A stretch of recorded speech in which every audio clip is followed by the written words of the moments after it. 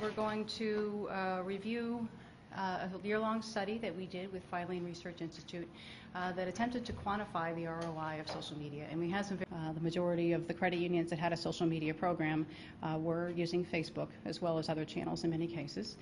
We also asked individuals in the survey not only to evaluate the success of their overall program, but the success of each individual channel. And about half of the respondents considered their Facebook efforts to be successful. So I said earlier that about 30% or so that felt their overall program was successful, but more than half thought their Facebook efforts were successful.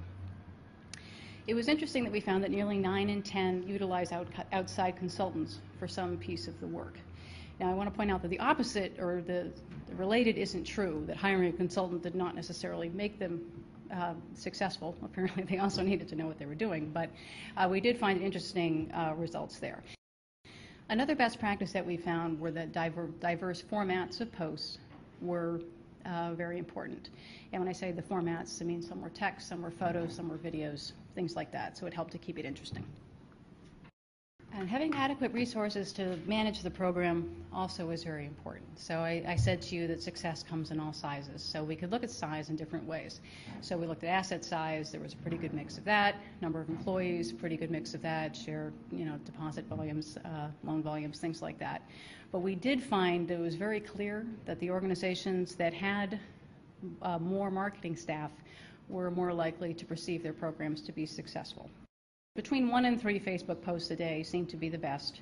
The largest group, though, was less than 1 Facebook post a day. But you notice there's a point of diminished returns. That's pretty clear.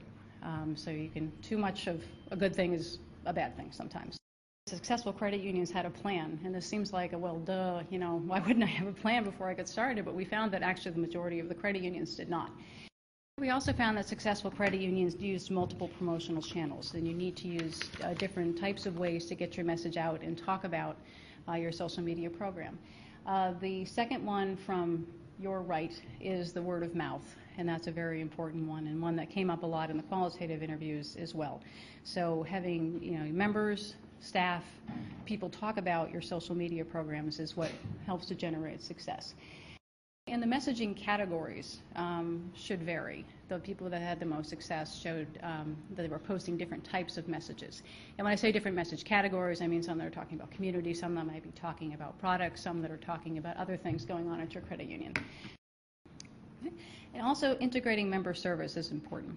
Another good quote that we got is, listen to what people are saying about you and make that a place to start. We heard this a lot when we talked to people, both in the qualitative and the quantitative piece, that successful credit unions are really talking about community in their social media programs, and they're finding that to be very successful.